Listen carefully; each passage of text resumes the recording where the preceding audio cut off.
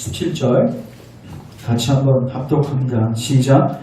내 이웃의 집을 탐내지 말라. 내 이웃의 아내나 그의 남종이나 그의 여종이나 그의 소나 그의 낙이나 무릇 내 이웃의 소유를 탐내지 말라. 다시 한번 읽습니다. 시작. 내 이웃의 집을 탐내지 말라. 내 이웃의 아내나 그의 남종이나 그의 여종이나 그의 소나 그의 낙이나 무릇 내 이웃의 소유를 탐내지 말라. 아멘. 기도하겠습니다. 하나님, 오늘도 주의 약속하신 성령 하나님을 우리 모두에게 부어주셔서 하나님의 말씀이 의미하는 바를 선명하게 깨닫게 하시고 이 말씀을 통해서 우리의 중심이 드러나고 우리의 죄가 드러나 하나님 앞에 엎드리고 회개와 믿음으로 나아가는 은혜가 있게 하옵소서. 오늘 우리 모두에게 겸손하고 겸비한 마음을 부어주시고 의의 주인 심령을 허락하셔서 우리 참된 의 되신 예수님을 붙드는 귀한 은혜가 있게 하옵소서. 부족한 종을 십자가 뒤에 감춰주시고 오직 하나님의 말씀을 선명하게 분명하게 담대하게 증거케 하시며 오직 하나님의 영광 드러나는 귀한 시간 되게 하옵소서. 예수님의 이름으로 기도합니다. 아멘. 오늘은 출애굽기 20장 17절 말씀을 가지고 십계명 제 10번째 계명 살펴보는 시간 갖도록 하겠습니다. 이제 오늘로서 이제 십계명이 정리가 되는데 제가 십계명을 설교하면서 느낀 것이 십계명 앞으로 자주 설교해야겠다. 왜냐면요, 여러분 잘 기억하십시오. 여러분 우리가 구원을 받는 방편이 뭐냐면요, 그리스도를 통해서 구원받습니다. 맞죠? 그리스도를 믿음으로 구원받습니다. 여기에 대해서 여러분 다 동의하시죠? 근데 중요한 거는 여러분들이 그리스도를 믿는지를 확인하셔야 됩니다. 자, 그리스도를 통해서 구원받습니다. 이거 교회 오시면요, ABC대 AB에 해당하는 거예요. 그러니까 다 알고 계세요. 근데 여러분 모든 사람들이 그러면 교회에 들어온다고 해서 구원받을까요? 성경은 분명히 이야기하고 있습니다. 이스라엘 백성들 중에서 많은 사람들이 멸망당했습니다. 그들은 선민이었습니다. 하나님의 백성으로 일컬음 받는 백성이었습니다. 근데 그들 중에서 많은 사람들이 죽었습니다. 광야에서 죽었습니다. 하나님의 심판을 받았습니다. 왜 그랬을까요? 히브리서 기자는 그들이 믿음으로 화합치 않았다고 이야기하고 있습니다. 다시 말해서 우리에게 이 놀라운 복음은 여기에 이미 와 있습니다. 우리 마음에 와 있고 우리 앞에 와 있습니다. 근데 이거를 뭐 하지 않아요? 믿음으로 취하지 않습니다. 믿음으로 취하지 않으면 그리스도는 여러분에게 어떤 유익도 줄 수 없는 거예요. 그러면 이제 제가 질문하는 것은 왜 많은 사람들이 왜 그리스도를 그 놀라운 복된 소식이 여기까지 와 있는데 왜 붙들지 않는가? 여러분들 앞에 10억이 와 있으면 여러분 가만히 계시겠습니까? 여러분 땅에 딱 지나가고 있는데 10억이 딱 떨어져 있어요. 아무도 보지 않고 있어요. 여러분 그거 그냥 지나치시겠습니까? 죽죠? 왜? 그거의 가치를 아니까. 여러분들이 그리스도를 듣고서도 그리스도를 붙들지 않는 이유는 딱 한 가지입니다. 그리스도의 가치에 대해서 인식하지 못하는 것입니다. 근데 그리스도의 가치를 인식하려면 먼저 무엇이 필요한가? 여러분들 안에 있는 문제가 뭔지를 인식하셔야 돼요. 여러분들 몸이 건강한 사람한테 암약 갖다 처방해주고 그거를 먹으라고 앞에 갖다 놓으면 먹겠습니까? 여러분 건강에 좀 이상 생기고 아픔이 찾아오면요, 뭐라도 해보려고 하는 거예요. 그때 가치가 인식이 되기 시작하는 거죠. 여러분 왜 십계명을 설교하고 왜 십계명을 우리가 부지런히 왜 살피고 묵상해야 되는가? 여러분들의 마음이 딱딱하기 때문에 그렇습니다. 그리스도의 놀라운 은혜의 복음이 와도 여러분들의 마음을 파고들 수가 없어요. 너무 딱딱해져 있어서. 그래서 하나님 이 계명 앞에서 여러분들이 경작되셔야 돼요. 여러분 우리가 씨를 심을 때 먼저 흙을 뭐하죠? 둘러 엎어야 되죠. 딱딱한 거예요. 거기다 씨를 심어봤자 자라날 수가 없는 거예요. 그래서 여러분들 무엇을 놓고 기도하셔야 되는가? 여러분들의 딱딱한 이 반응하지 못하는, 여러분들 예배 시간에 졸리십니까? 예배 시간에 뭔 말인지 하나도 안 들리십니까? 여러분들 굉장히 심각하게 기도하셔야 됩니다. 여러분들 자신을 놓고도 그리고 가족들을 놓고도 여러분 기도하셔야 됩니다. 여러분 교회에 들어왔다고 여러분들 구원이 보장되지 않습니다. 미안하고 죄송하지만 그리스도를 합당한 믿음으로 붙드시는 분들만 구원받습니다. 그래서 목회자는 설교할 수밖에 없어요. 십계명. 여러분들의 죄를 드러낼 수밖에 없어요. 여러분들에게 십계명을 설교할 때 어떤 일이 일어나는가? 여러분들이 정말 의가 필요한 것을 깨닫게 됩니다. 이게 뭐냐면 의에 줄이고 목이 말하 신령이에요. 의에 줄이다는 건 뭐예요? 내 안에 의가 있다 없다? 없다. 이거를 인식하는 거예요. 사람들은 다 자기에 빠져 있습니다. 그러니까 그리스도의 의가 와도요. 입술로 고백해 예수님 믿는다고. 보험 들어놓는 식. 근데 그 사람 마음속에서는 진심으로 그리스도를 붙드는 게 아니죠. 결국 이것도 성령님이 하시는 것입니다. 여러분들의 그 딱딱한 마음속에 자기 의로 가득한 그 마음속에 우리 의를 다 박살내시고 우리가 얼마나 그리스도의 의가 필요하고 하나님의 은혜가 필요한지를 깨닫게 하시는 거. 이것도 누가 하시는 거예요? 성령님이 하시는 것입니다. 여러분들 안에 이러한 경각심이 있었으면 좋겠습니다. 제가 이 십계명 설교를 끊는 다음에요. 제가 그 역사 속에서 있었던 도르트 신조를 아마 강의하기 시작할 겁니다. 제가 이제 성경 공부 시간에는 하이델베르크 유리문답을 살폈는데 이제 설교 시간에는 십계명 살핀 다음에 도르트 신조를 살필 것인데 이 도르트 신조가 뭐에 관련된 거냐면요. 하나님의 선택과 유기에 관련된 겁니다. 하나님의 선택과 유기. 굉장히 무서운 주제이고 굉장히 신비로운 주제이고 우리로 하여금 겸손하게 만드는 주제예요. 저는 여러분들이 그냥 교회 주일에 그냥 습관적으로 한번 오는 게 아니라 정말 하나님의 은혜를 사모하는 마음으로 왔으면 좋겠습니다. 여러분 우리 생에 그렇게 많이 남지 않았습니다. 여러분들 여기 계신 분들 중에서 혹여나 다음 주에 못 오시는 분들 계실 수도 있습니다. 여러분들 생명 장담하실 수 있으십니까? 죄가 없을 수도 있습니다. 사단은 우리가 하여금 계속해서 하나님의 말씀을 듣지 못하게 만들기 위해서 이 세상 일을 계속해서 관심받게 만들고 마냥 살 것처럼 우리를 인식하게 만드는 거죠. 그러나 여러분 성경의 교훈에 귀 기울이십시오. 그리고 기도하십시오. 무엇을 놓고 기도하는가? 딱 두 개를 놓고 기도하십시오. 성신께서 여러분들 마음에 숨은 동기와 모든 죄악을 다 드러내셔서 여러분들 안에 의에 줄이고 목이 많은 심령이 생길 수 있도록 기도하십시오. 여러분 그게 생기는 게 핵심입니다. 그게 되지 않으면 그리스도를 붙드십시오. 그리스도를 붙드십시오. 그리스도를 믿으십시오. 이거는요 공허한 외침에 불과한 거예요. 많은 사람들이 이것 때문에 고민합니다. 왜 내게 열정이 생기지 않는가? 열정이 왜 안 생길까요? 여러분 밥이 있는데 왜 밥 먹고 싶은 열정이 안 생길까요? 배고프지 않으면 열정이 생기지 않습니다. 며칠 굶어 보고 정말 줄이게 됐을 때 그 식탁에 어떤 음식이 와도 어떻게 하는 거예요? 먹는 거죠. 여러분들 안에 그 신령이 없다면 좀 심각한 겁니다. 기도하셔야 됩니다. 여러분 무엇을 놓고 기도하십니까 지금?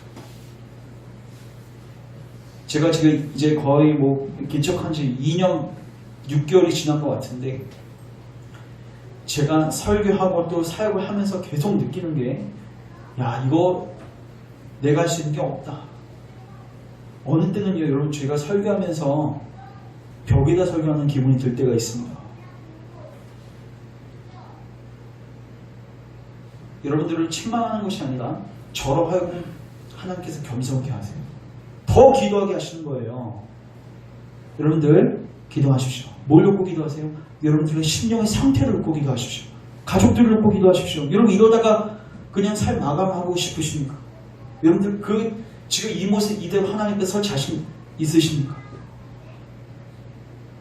하나님 앞에서 여러분들의 마음을 정직하게 올려드리십시오. 그리고 마음을 바꿔달라고. 겸손한 마음 달라고. 그리고 그 심령으로 나아갈 때 은혜의 복음을 선명히 깨닫고 하나님의 은혜를 전심으로 붙들 때 그리스도의 연합이 실제가 되어서 그리스도의 부활 생명 여러분 가운데 실제가 되어져 그 영광 체험하셔야 되지 않겠습니까? 여러분 회복과 부흥은 바로 이걸 회복과 부흥이라고 하는 것입니다. 교회에 사람들이 많이 찾아오고 성도가 늘어나는 게 부흥이 아니라 여러분 한 명 한 명의 지체들이 그리스도의 소중함을 바르게 깨닫고 마치 밭에 감추인 보화의 그 귀중함을 깨닫고 자기 전 재산을 팔아서 그 보화를 산 그 지혜로운 사람처럼 우리도 우리의 모든 소유를 다 팔아 그리스도를 붙드는 것. 그게 부흥이에요. 그 여러분 심령 안에 정말 실제가 되셨습니까? 안 되셨다면 여러분 기도하셔야 돼요. 과정 중이시라면 더욱더 사모하심으로 기도하셔야 되는 거죠. 그래서 사실 이 십계명 다음에 하이델베르크 유리문답은요 주기도문으로 연결되어 있습니다.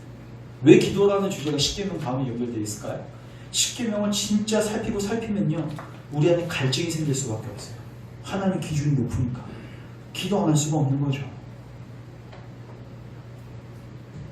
그래서 오늘 이제 우리가 마지막 십계명 살피지만 아마 기회가 되는 대로 제가 자주 나눌 것이고 또 우리가 예배 시간대마다 앞 시간에 십계명을 낭독하고 찬양 기도하는 거 그냥 형식적으로 하는 거 아닙니다. 정말 하나님의 죄를 미워하십니다. 그 앞에 정직하게 서시고 하나님의 은혜를 붙들고 나가는 시간들이 매 주일마다 있었으면 좋겠습니다. 이제 오늘 우리가 10번째 계명을 살피는데 사실 이 10번째 계명은요 굉장히 포괄적이고 지금까지 우리가 살폈던 모든 계명을 종합적으로 이야기해주는 계명입니다. 우리 다시 한번 17절 같이 한번 읽고 말씀 살피겠습니다. 같이 읽습니다. 시작. 내 이웃의 집을 탐내지 말라. 내 이웃의 아내나 그의 남종이나 그의 여종이나 그의 소나 그의 낙이나 물은 내 이웃의 소유를 탐내지 말라. 따라하겠습니다. 탐내지 말라. 자, 여러분 이웃의 아내를 탐내는 걸 우리가 뭐라고 하죠? 간음이라고 하죠. 맞죠? 몇 번째 계명 어긴 거예요? 7번째 계명 어긴 겁니다. 이웃의 집을 탐내는 것을 우리가 뭐라고 합니까? 도적질이라고 하죠. 그거를 우리가 8번째 계명을 어기는 거라고 합니다. 맞죠? 여러분 그리고 우리가 저번 시간에 살폈던 거짓 증거하지 말라 9번째 계명 9번째 계명도 여러분 거짓말을 왜 하죠? 탐욕 때문에 합니다. 자기를 너무나도 사랑해서 자기의 체면과 자기의 자존심을 보호하기 위해서 거짓말하고 때로는 어떤 부정 이득을 취하기 위해서 뭐합니까? 거짓말합니다. 그러니까 결국 탐욕으로부터 모든 죄가 파생되는 거예요. 9계명, 8계명, 7계명 그리고 탐욕 때문에 뭐가 생깁니까? 죽이는 거죠. 맞죠? 더 나아가서 여러분 10계명 첫 번째 계명이 뭐죠? 너는 나 외에는 다른 신을 두지 말라. 거기서 다른 신 중에서 어떤 목록이 있었죠? 돈이 있었죠. 기억나십니까? 제가 설명했습니다. 하나님이 나만 섬기라 이렇게 말씀하지 않으시고 인간이 그러면 함정에 빠져요. 왜? 하나님과 재물을 겸하여 섬기니까 하나님 말고는 아예 섬기지 말라. 정확하게 이야기하셨어요. 그 중에 목록이 뭐예요? 돈이에요. 여러분 돈을 섬기는 걸 우리가 뭐라고 하죠?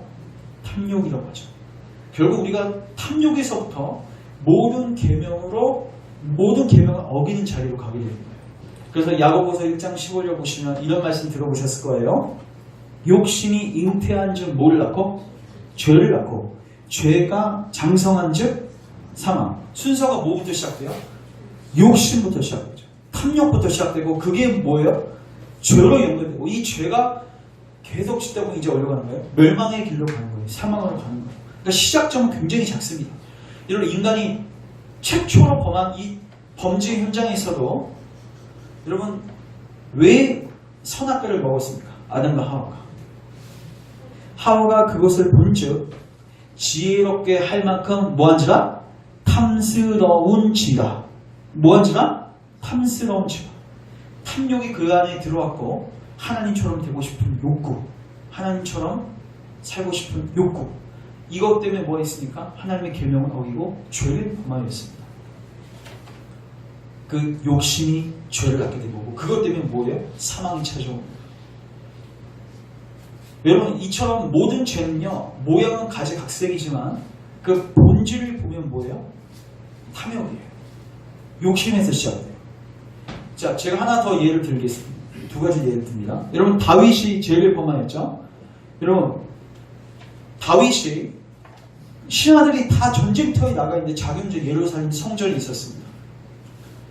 그리고 목욕하는 한 여인을 보고 음욕을 품고 그 여인을 취해서 동침하고 아이를 갖게 되었죠.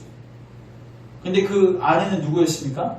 자기가 사랑했던 신하, 충신 중에 충신이었던 우리아의 아내였습니다. 이름은 밧세바였습니다. 근데 그 죄를 은폐하기 위해서 신하를 뭐합니까? 너 빨리 들어와. 전쟁 중인데 들어와. 그리고 부부관계를 갖게 했습니다. 그러니까 휴가를 준 거죠. 쉽게 말해서. 근데 그 우리아가 어떻게 이야기합니까? 지금 왕의 신하들이 전부 다 전쟁터에 나와서 그리고 여호와의 언약궤가 제 전쟁터인데 제가 어찌 휴가를 보낼 수 있습니까? 저 그렇게 하지 않겠습니다. 그리고 다시 전쟁터로 나가는 거예요. 어떻게 하겠습니까? 이 죄를 은폐하기 위해서 어떻게 했습니까? 우리아 편에 편지를 보내는 거죠. 그 요압 장군에게 이 우리아를 전쟁 맨 앞에 최전방으로 보내서 죽게 만들려는 거죠. 결국 그래서 우리아가 뭐합니까? 죽게 되고 죽은 다음에 밧세바를 자기 아내로 취합니다. 자, 아무도 이 죄에 대해서 모릅니다. 누구만 합니까? 다윗만 알고. 그 누구 아세요? 하나님이 아시죠. 자, 이제 제가 질문합니다. 지금 다윗이 이 죄를 범한 첫 번째 동기가 뭐였어요? 음욕이라는 탐욕이죠. 맞죠? 이 탐욕 때문에 뭐가 생겼어요? 간음죄가 생겼고, 이 탐욕 때문에 뭐가 생겼습니까? 살인죄가 나왔고, 이 탐욕 때문에 거짓 증거가 나온 거예요. 여러분 잘 보십시오. 우리가 사실 이 세상에서 살아가는 모든 죄의 모습은요, 그 본질이 뭐라고요? 탐욕이에요. 자아사랑이에요. 쉽게 말해서 따르겠다. 자아사랑. 여러분 10계명에서 10번째 계명은요, 우리로 하여금 이 10번째 첫 번째부터 9번째 계명과 다른 어떤 계명을 얘기하는 게 아니라 이 계명들을 어떻게 접근해야 할지를 보여주는 거예요. 이 계명들을 접근할 때 하나님은 우리의 뭐를 보신다는 거예요? 마음을 보신다는 거예요. 따라서 하나님은 우리의 마음을 보십니다. 여러분 그 10계명이요, 출애굽기 20장에도 나오고 신명기 5장에도 나오거든요. 신명기 5장의 10계명을 쭉 나열한 다음에 신명기 6장에 보시면요, 하나님이 쉐마 말씀을 주십니다. 근데 거기에서 핵심이 뭐냐면 이렇게 되어 있습니다. 너는 마음을 다하고 뜻을 다하고 힘을 다하여 주 너희 하나님을 뭐해라? 사랑하라. 뭐를 다해서? 마음을 다해서. 그리고 너는 이 하나님의 계명, 이 율법을 네 어디에? 마음판에 새겨라. 여러분 하나님은요, 우리의 행동에 관심이 물론 있으십니다. 근데 하나님은 우리의 어디에 더 관심이 있으십니까? 마음에 있으십니다. 사실 우리의 모든 더러운 행동들은 어디서부터 나오는 거예요? 마음으로부터 나오는 거예요. 자, 잘 들으십시오. 신명기 8장에 가면 주님이 또 이렇게 말씀하십니다. 내가 너희들을 광야로 인도했는데 그렇게 한 이유가 있다. 그 광야로 인도한 이유는 뭐냐면 너희들의 마음이 숨은 것을 드러내기 위해서. 자, 기억하십시오. 왜 많은 사람들이 그리스도를 붙들지 않을까요? 죄를 모르기 때문입니다. 자, 보십시오. 죄를 모르면 그리스도를 알 수 있다 없다? 없습니다. 따라하겠습니다. 죄를 알아야지 하나님을 알 수 있습니다. 그리스도를 붙들 수 있습니다. 자, 제가 오늘부터 이제 지금 이 시간에는 죄가 뭔지를 정확하게 규명하겠습니다. 여러분 이거 죄를 규명하면요, 쉽게 말해서 이거예요. 지금 암 환자한테 CCTV 보여줘봤자 이게 암인지 내 장기인지 알 수 있어 없어요? 그 누가 설명해줘야 돼요?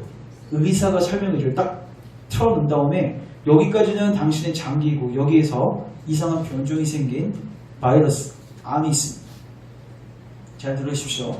우리는 태어날 때부터 모든 사람들이 다 뭘 갖고 태어나냐면 탐욕을 갖고 태어나죠. 맞죠? 모든 사람들은 누가 가르쳐주지 않아도, 애들도요, 장난감 보면 양보합니까? 자기가 취하려고 합니까? 취하려고. 누가 가르쳐주지 않아도 그게 본성입니다. 모든 사람들은 탐욕 속에서 태어나고 이 탐욕을 쫓다가 탐욕 속에서 삶을 마감합니다. 그러니까 우리는 보통 이렇게 생각해요. 그게 정상이고 그렇게 사는 게 다인 것처럼. 근데요, 성경은 그걸 뭐라고 이야기합니까? 비정상이라고 이야기하고 그거를 죄라고 이야기하고 그거에 대한 결과가 뭐라고요? 하나님의 진노라고 이야기하고 있습니다. 자, 우리 하나 찾겠습니다. 에베소서 2장. 여러분들 이 구절은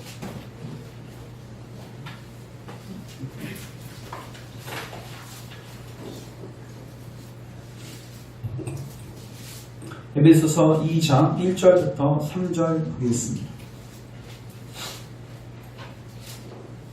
그는 허물과 죄로 죽었던 너희를 뭐 하셨도다? 살리셨더라. 우리가 언제 죽어 있었습니까? 옛날에 죽어 있었죠? 여기서 죽었다는 게 무슨 표현입니까? 하나님께 대하여 반응할 수 없는 심령입니다. 모든 사람들은 하나님께 대하여 죽은 상태로 태어납니다. 하나님께 영광 돌리지도 않고 하나님을 의지하지도 않고 하나님을 찾지도 않고 그런 우리를 뭐 하셨습니까? 살리셨다. 살리셨다는 건 뭐예요? 이제 하나님께 뭐 할 수 있도록? 반응할 수 있도록. 이게 축복입니다. 자, 근데 옛날 이야기를 좀 해준 거예요. 2절 같이 읽습니다. 시작. 그때 너희는 그 가운데서 행하여 이 세상 풍조를 따르고 공중의 권세 잡은 자를 따랐으니 곧 지금 불순종의 아들들 가운데서 역사하는 영이다. 그때 언제요? 죽어있을 때. 그때 여러분들은 어떻게 살고 있었습니까? 따르겠습니다. 세상 풍조를 따르고. 이게 뭐예요? 주변에 있는 불신자들이 사는 모양처럼 살았다는 거예요. 먹고 마시고 시집가고 장가들고 무엇을 먹을까? 무엇을 마실까? 무엇을 입을까? 염려하는 인생. 그것을 추구하는 인생. 그래서 대비하는 인생. 여러분 이게 모든 인간들이 사는 모양 아닙니까? 그때는 뭐예요? 그렇게 살았다는 거예요. 근데 그 배후에 누가 있어요? 공중의 권세 잡은 자. 누가 있어요? 사단이 있습니다. 그리고 더 나아가서 3절 같이 읽습니다. 시작. 전에는 우리도 다 그 가운데서 우리 육체의 욕심을 따라 지내며 육체와 마음에 원하는 것을 하여 따라하겠습니다. 욕심을 따라 지내며 육체와 마음에 원하는 것을 하여. 여러분 이게 죄입니다. 다시 한번 따라합니다. 육체와 마음에 원하는 것을 하는 것. 여러분 지금까지 어떻게 사셨습니까? 여러분 마음에 원하는 대로 사셨죠? 마음대로 사셨죠? 마음 가는 대로 사셨죠? 이게 뭐입니까? 죄입니다. 결국 죄의 핵심은 뭐냐? 여러분들은 하고 싶은 대로 사는 거예요. 누가 그렇게 안 살아요? 예. 그래서 모든 사람들이 뭐입니까? 죄입니다. 여러분들 지금 어떤 가족사나 어떤 여러분 삶에 있어서 무슨 결정을 할 때 여러분 하나님이 여러분 정말 왕이십니까? 하나님의 마음대로 결정하십니까? 하나님의 뜻대로 결정하십니까? 아니면 여러분들의 마음대로 결정하십니까? 안타깝게도 교회 안에서조차도 세상 풍조가 들어와 있고 교회 안에서조차도 집사님들이나 권사님들 얘기하는 거 보면은 전부 다 세상 수준의 얘기들만 하는 거예요. 그리고 사는 방식이 전부 다 뭐예요? 육체와 마음에 원하는 것을 하는 거예요. 여러분 성경은요. 도둑질하지 말라, 간음하지 말라, 살인하지 말라. 이 계명을 다 이야기한 다음에 그 계명의 본질을 이야기합니다. 문제는 어디에 있다? 마음에 있다. 결국 왜 그런 죄들을 질까요? 여러분들 마음대로 살고 싶은 거예요. 결국 누구를 사랑해서? 자기를 너무나도 지독히 사랑해서. 다시 한번 따라합니다. 죄는 자아사랑입니다. 여러분들 대단히 여러분들 자신들을 사랑할 것입니다. 맞죠? 그리고 주변에 봐도 누구도 거기서 예외는 없습니다. 그러니까 이렇게 생각하죠. 다 그렇게 살다 죽는 거지 뭐. 근데 성경은 이것에 대해서 무엇을 이야기할까요? 우리 2장 3절 뒷부분 보십시오. 욕심을 따라 지내며 육체와 마음에 원하는 것을 하여 같이 읽습니다. 시작. 다른 이들과 같이 본질상 진노의 자녀이었더니. 본질상 진노의 자녀. 잘 기억하십시오. 그렇게 살고 죽으신 분들은요 반드시 하나님의 심판을 피할 수가 없습니다. 여러분 제가 이렇게 이야기하시면 여러분들 지금 심정이 어떠십니까? 여러분 이거 제대로만 묵상하고 생각해보면요 여러분 어떻게 생각되십니까? 그럼 하나 먼저 더 여러분 이 말씀에 동의가 되십니까? 죄가 뭔지 인식이 되셨어요? 여러분의 탐욕과 탐심을 쫓아서 여러분들 하고 싶은 대로 사는 거. 주변에 있는 사람들이 다 그래도 그거는 죄인 건 죄인 거예요. 그 사람들이 여러분들을 면죄부가 되어주지 않습니다. 다른 이들처럼 여러분들도 본질상 진노의 자녀. 그들도 진노받지만 여러분들도 뭘 받아요? 진노와 심판을 받는 거예요. 여러분 하나님은 하나님의 기준대로 여러분들을 심판하실 것입니다. 이것이 우리를 하나님을 경외하게 만들고 하나님을 두렵게 만드는 거예요. 여러분들 다른 사람들이 다 그런다고 해서 이게 여러분의 면죄부가 되지 않는다고. 한 반 안에서 50명의 아이들이 있는데 한 아이가 뭘 훔쳤어요. 그럼 그 아이를 선생님이 잡아서 족치겠죠. 때리겠죠. 근데 만약에 한 명이 아니라 집단이 범죄를 저질렀다. 그 보통 선생님도 어떻게 하시죠? 한 명 때문에 때리지만 50명 다 때릴 수는 없잖아요. 넘어가는 선생님도 꽤 계실 것이고 때리는 것도 힘드니까. 그래서 우리는 이런 심리가 있어요. 혼자 걸리면요 굉장히 두려운데 동료 집단이 있는 거죠. 그러니까 범죄자들이 많은 거예요.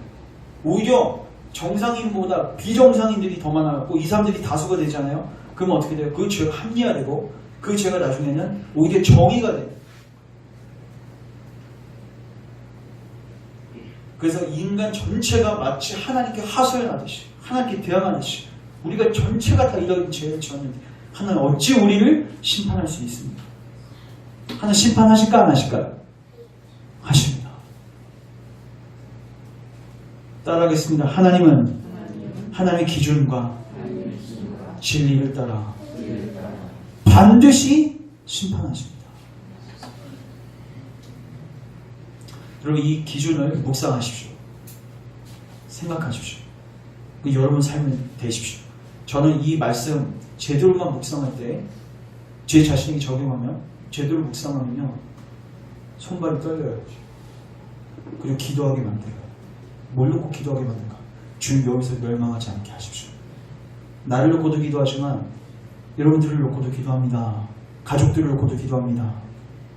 육체와 마음이 원하는 이 자리에서 헤어나지 못해서 그리스도를 거기 안에서도 만나지 못해서 여기서 멸망당하는 자들 생기지 않도록 여러분들 안에 이런 경각심이 있으십니까?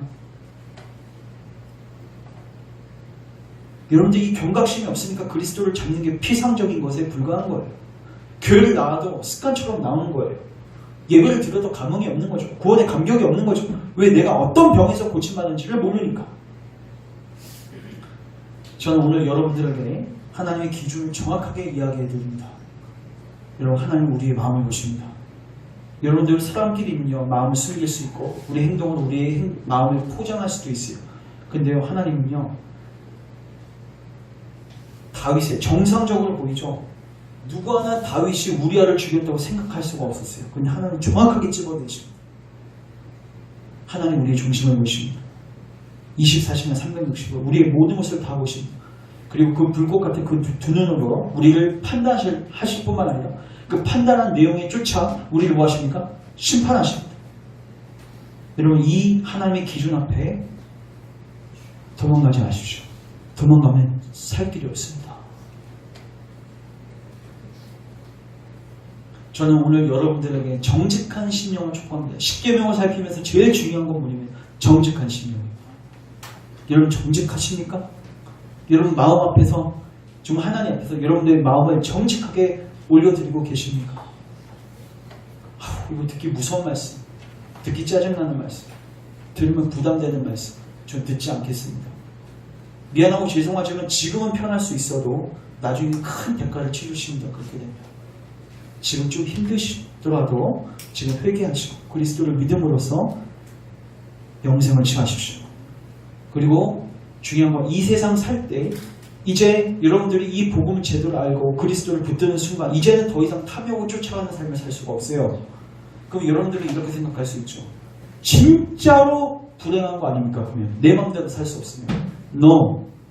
여러분들 제가 질문합니다. 여러분들이 지금까지 여러분들의 탐욕을 쫓아서 사셨는데 만족하셨습니까?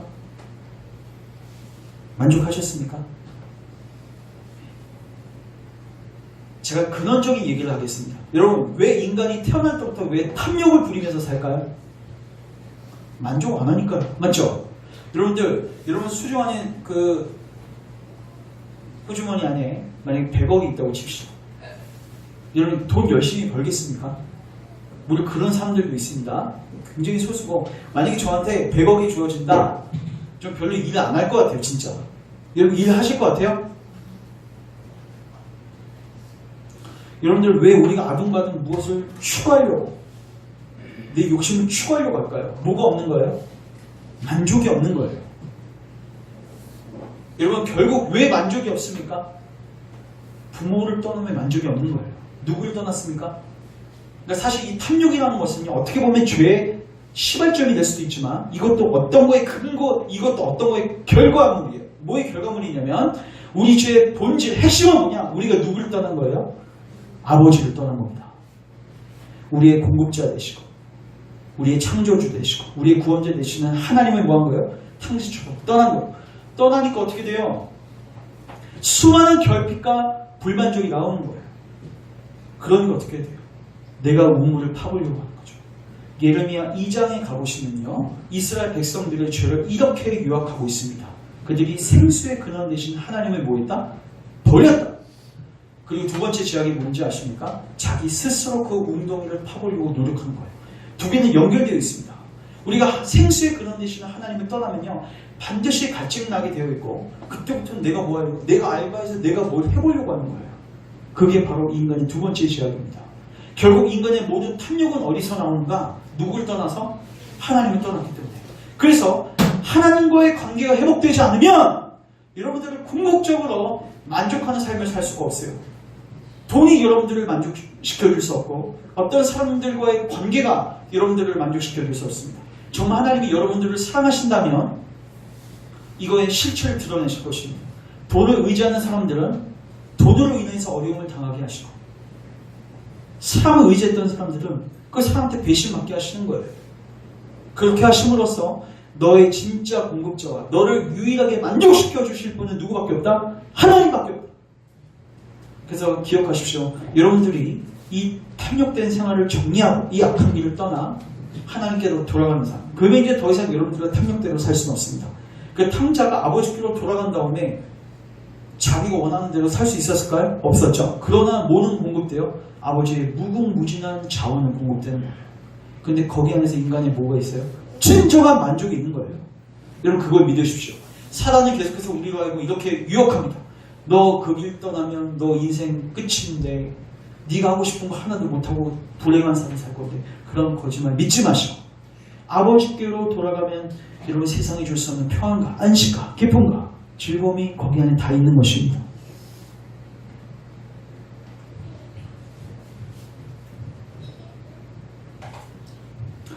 자, 우리 요거 하나 더 찾겠습니다. 로마서 5장 12절 가보십시오.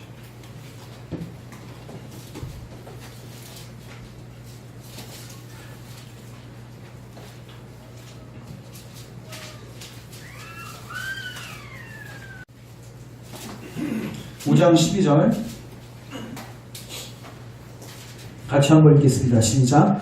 그러므로 한 사람으로 말미암아 죄가 세상에 들어오고 죄로 말미암아 사망이 들어왔나니 이와 같이 모든 사람이 죄를 지었으므로 사망이 모든 사람에게 이르렀느니라. 아멘. 자, 여기서 그러므로 한 사람, 여기서 한 사람이 누구입니까?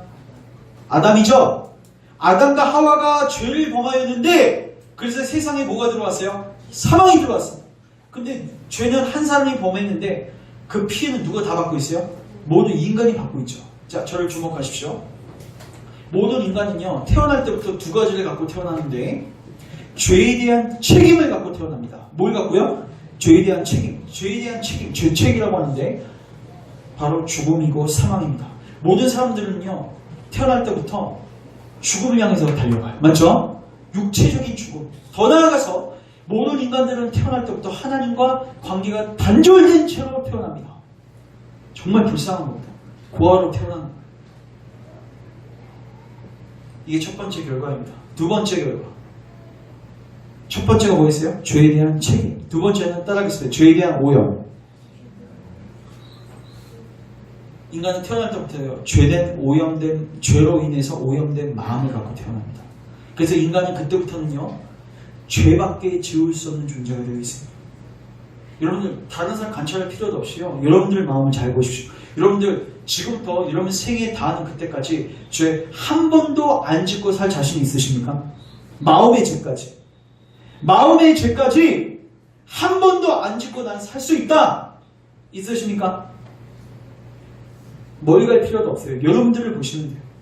인간은요, 태어날 때부터 죄에 대한 책임도 갖고 태어나고요, 죄에 대한 오염도 갖고 태어나요. 그 이제 우리는 끝장이에요. 여러분, 10번째 계명, 탐내지 말라. 이거는요, 미안하고 죄송하지만 여러분들에게 복음이 되는 교리가 아니라 여러분들을 낙심시킵니다. 여러분, 탐내지 않는 자신 있으십니까? 여러분, 자아사랑 버릴 자신이 있으십니까? 그 유혹 찾아올 때 밀어낼 자신 있으십니까? 그리고 그 죄를 짓는 자들은 반드시 하나님의 심판이 찾아오는데,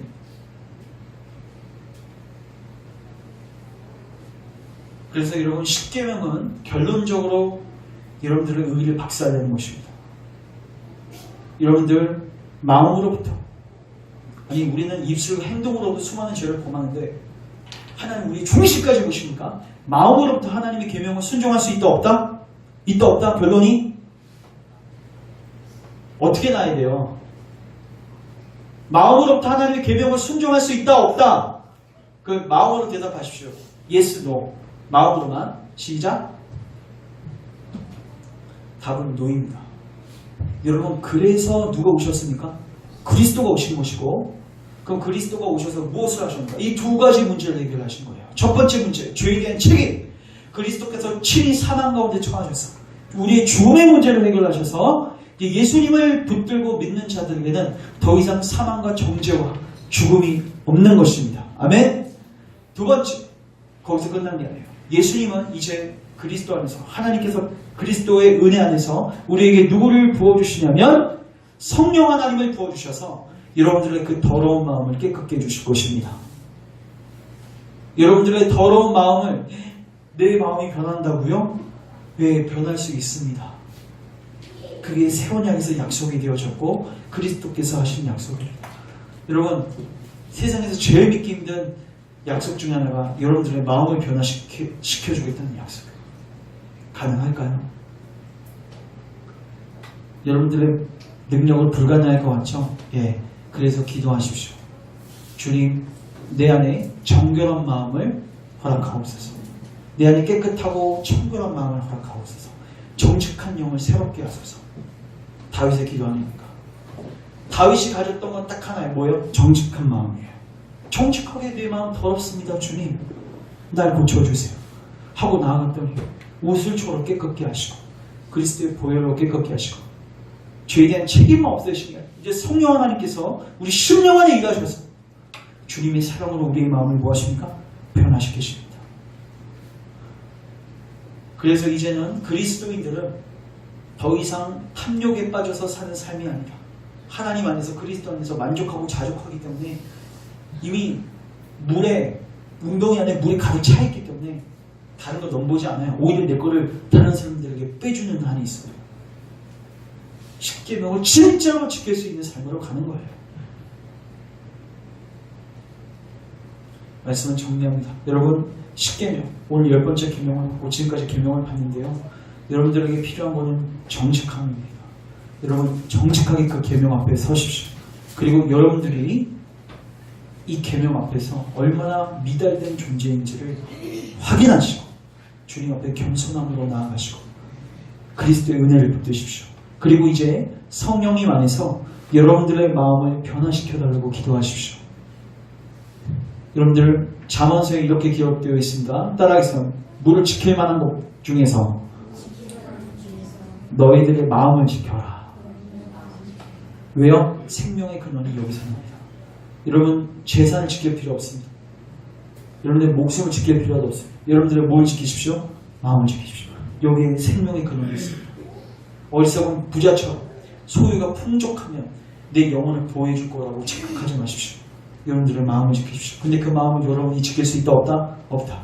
그래서 그리스도를 의지하시고 성령님을 의지하는 자리로 가십시오.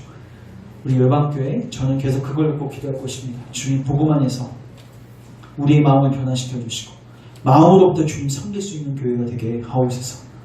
여러분들 안에 이런 복음의 실제가 되는 은혜가 있기를 주님의 이름으로 축원합니다.